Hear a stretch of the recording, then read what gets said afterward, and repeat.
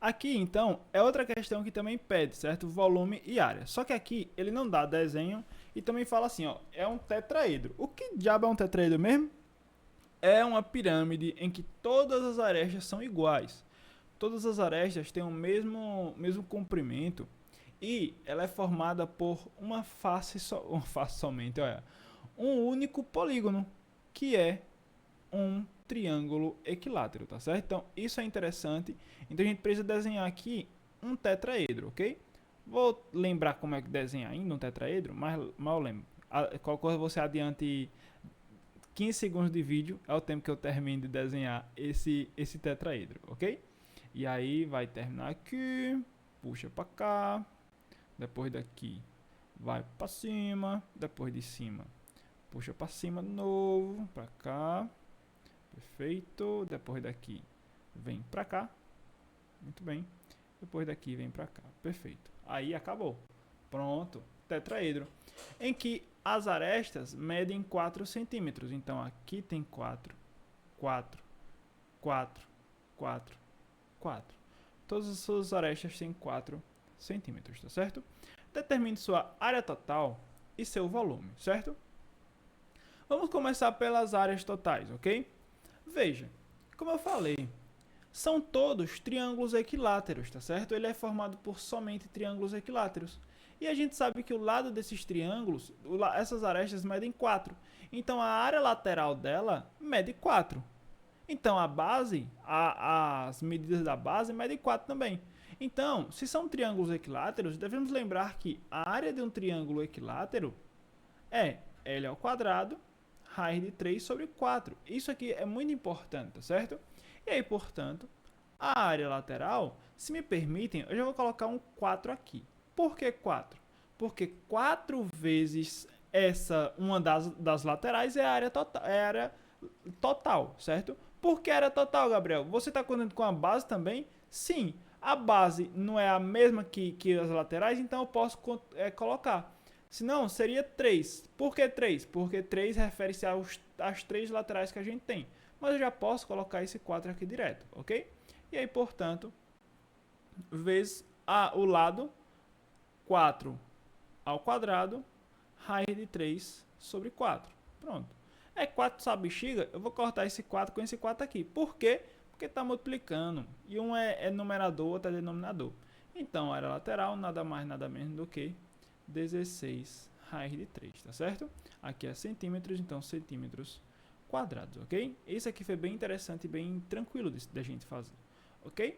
Bom, só para a gente tirar uma informação aqui, veja que então a área da base, somente da base que a gente vai precisar daqui a pouco, vai ser 4 raiz de 3, tá certo? Centímetros quadrados. Fazendo direto, ok? Por quê? Porque a área da base não é um triângulo equilátero de mesma medida, então a gente já tem essas informações aí, ok? Então, bom, qual é o próximo passo? O próximo passo é descobrir o volume dela. Volume é o que? De novo, área da base vezes a altura sobre 3. Volume, então, vai ser, quem foi a área da base? 4 raiz de 3 vezes a altura sobre 3. A gente não tem essa altura, certo? E aí, o que é que a gente vai fazer? A gente vai ter que descobrir essa altura. Mas é um tetraedro. A altura dele vai estar mais ou menos aqui assim, ó. Deixa eu só marcar. A altura dele é essa daqui, certo? Eu estou meio torto, Gabriel, mas só para não ficar em cima do outro, tá certo? Pronto. A altura dele é esta. E aí a gente precisa ter cuidado agora, que é o ponto principal, é observar isso aqui, certo? Nós temos o seguinte, portanto, e aqui eu vou fazer diferente. Aqui eu vou colocar como uma das arestas porque a gente já conhece uma. Nós temos então aqui uma medida desse, igual a gente fez nos outros, tá certo? Identificar um triângulo ou retângulo dentro da figura. É o que a gente está fazendo, ok? Só que aí, a altura que a gente está procurando é essa. A gente já conhece um detalhe, a hipotenusa dele vai ser 4 aqui. E quem vai ser essa medida aqui, ó? Certo? Essa medida, eu vou chamar ela de B, certo?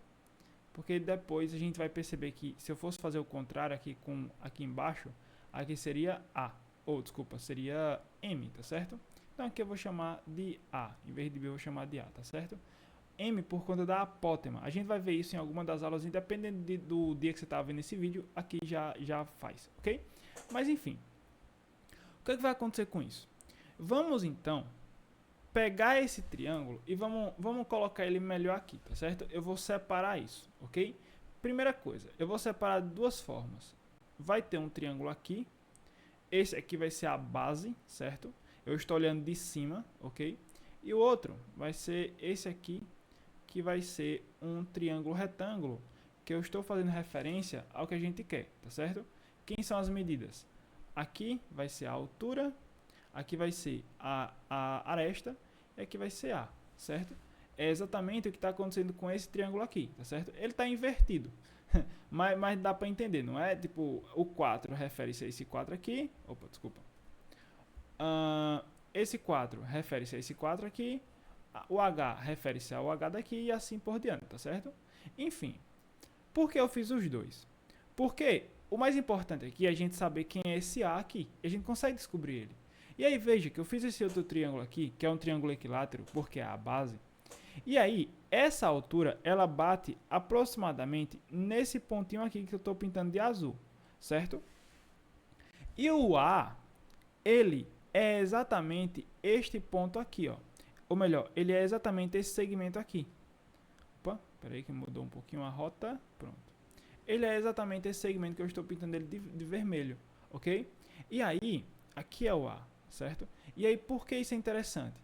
Porque essa medida aqui, dentro de um triângulo equilátero, ela representa 2/3 da altura. Isso é uma propriedade que a gente chama de baricentro do triângulo, e aí esse é um segmento que se chama mediana, tá certo?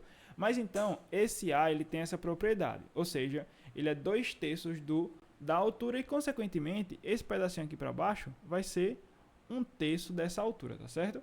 Mas, enfim, é isso aqui que é a nossa intenção, certo? Essa é a parte ruim da nossa questão, ok? E aí, pronto. Fazendo aqui embaixo, o A, então, é 2/3 da altura de um triângulo equilátero. Se me permitem, eu vou colocar direto, tá certo? O triângulo equilátero, a altura dele é lado raiz de 3 sobre 2. Então, a altura, ou melhor, esse A vai ser igual a 2 sobre 3 vezes o lado. Quem é o lado dele? O lado é 4. Raiz de 3 sobre 2. Então, portanto, simplifica, simplifica. Nós temos, então, que esse A, ele mede 4 raiz de 3 sobre 3, certo? Centímetros, não é isso? E aí, pronto, nós temos esse A aqui, que é o quê? Eita, então já achei a resposta, agora ache. Ele é o quê? Ele é esse A aqui, ó. 4, ele é exatamente esse ponto aqui que a gente estava querendo, para descobrir a altura depois. 4 raiz de 3 sobre 3, desculpa. Eita, Gabriel, tem uma forma mais simples? Não, nesse caso não tem uma forma mais simples, tá certo? Só dava para fazer assim, ok? E bom, a gente agora precisa fazer o quê? Teorema de Pitágoras. Teorema de Pitágoras é a verdade, tá certo? Então a gente vai vir aqui e colocar. Se me permitem, eu também já vou fazer direto, tá certo? Vai ser 4 ao quadrado igual a 4 raiz de 3 sobre 3 ao quadrado mais h ao quadrado. Vai ficar 16 menos, se me permitem, eu já vou jogar esse valor para o outro lado, ou seja, subtraindo dos dois lados, já resolvido, tá certo? E depois a gente mexe, ok? Mas isso aqui é equação de teorema de Pitágoras. Vai ficar 16 vezes 3 sobre 9, tá certo? Isso aqui foi o que a gente fez com esse valorzinho aqui, certo? Igual a h ao quadrado. No caso, eu já passei direto, ele já resolvido, tá certo? Essa fração já resolvida, ok? Então, eu posso simplificar o 3 com o 9, aqui vai ficar embaixo o 3. Então, nós temos 16 menos 16 sobre 3. Isso aqui é igual a h ao quadrado. Ave Maria. Resolvendo isso, vai ser 3 vezes 16 vai dar 48. Menos 16 sobre 3. Isso aqui vai ser igual a h ao quadrado. 48 menos 16 vai ser 32 sobre 3. igual a h ao quadrado, certo? E aí, portanto, para fechar, com a graça de Jesus Cristo, h vai ser igual a raiz quadrada de 32 sobre 3, certo?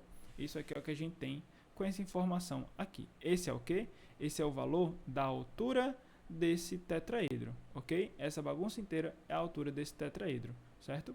E aí, portanto, após ele, a gente precisa agora partir para os próximos passos, que é resolver ele e deixar ele mais ajeitado, tá certo? É observar agora o seguinte. Se eu tenho esse H que vale isso, então eu posso chegar aqui nele e separar também, ó.